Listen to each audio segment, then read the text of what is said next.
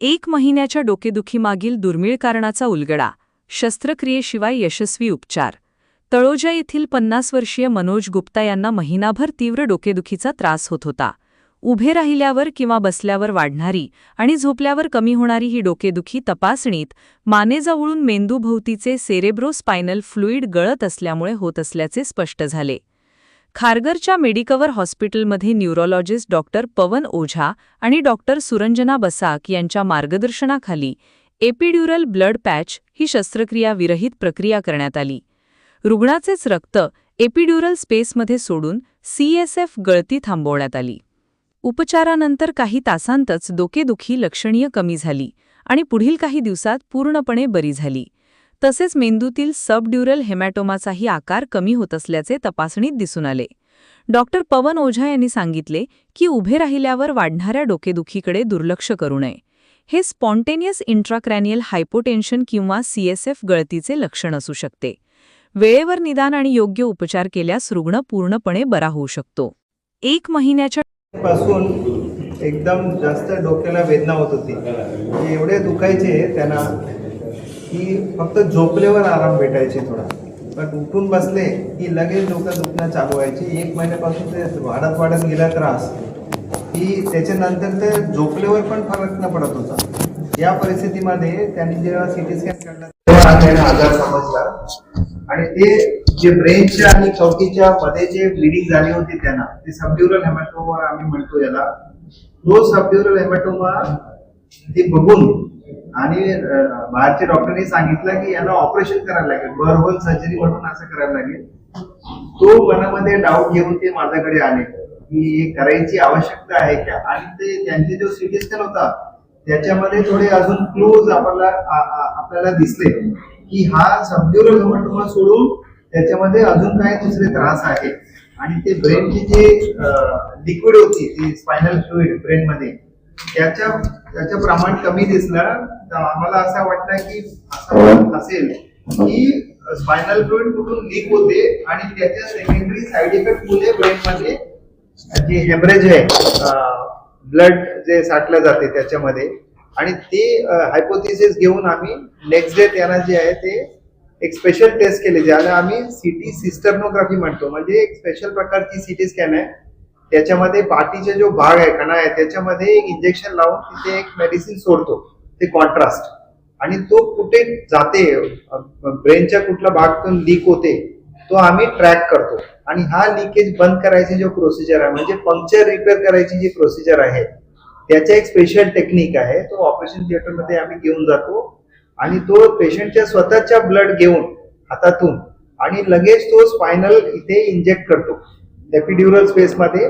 आणि तो ब्लड जो आहे तो पेशंटला उलटा झोपवतो आणि तो ब्लड जो आहे तो ट्रॅक करतो, खाली जातो आणि जिथे पंक्चर आहे तिथे जाऊन बसतो.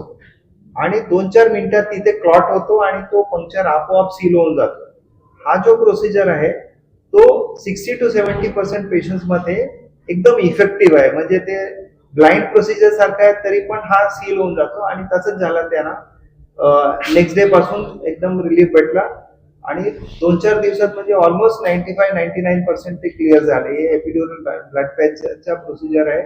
त्यांना एकदम बरं वाटतं. गुप्ता हे व्याधीने ग्रस्त होते, त्यावेळेस आधीच्या हॉस्पिटलने त्यांना शस्त्रक्रिया करण्यास सांगितली. अशा वेळेला ते आपल्याकडे आले. मग कोणताही पेशंट असू द्या, कोणताही आजाराने ग्रस्त असू द्या, त्याने सेकंड ओपिनियन घेणं गरजेचं आहे का?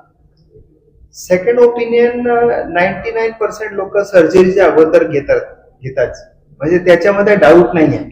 आणि सेकंड ओपिनियन ऍक्च्युली ना अनबायस्ड ओपिनियन पाहिजे. म्हणजे पहिलेच्या डॉक्टरनी काय सांगितलं ते कधी सांगायचे नाही. फर्स्ट सेकंड ओपिनियन साठी तुम्ही डायरेक्टली ओपिनियन घ्या ना.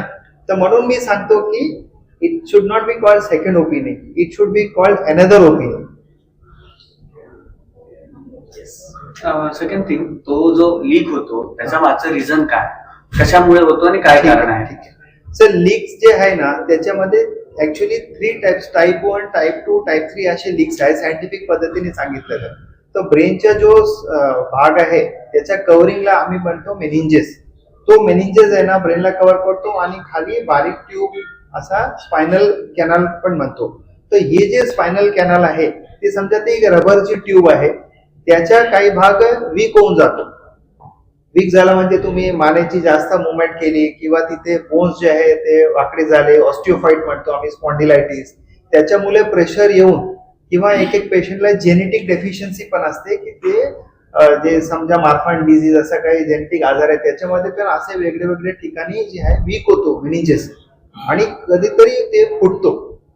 तर ते टाईप 1, टाईप 2 आणि टाईप 3 असे वेगळे वेगळे प्रकारचे आहे. आणि यांच्यामध्ये मला असं वाटतं की त्यांनी जे गावी जे जास्त काम केले, त्यांच्या घरच्या हे बांधकाम चालू होता तिथे मानेची मुवमेंट वगैरे केली असेल, वाकडे तिकडे झोपले असेल, त्याच्यामध्ये कुठेतरी ते स्पॉन्डिलायटिस मुळे त्यांच्या जे आहे ते ट्यूब फाटला गेला आणि तिथूनच तो लिकेज चालू झाली.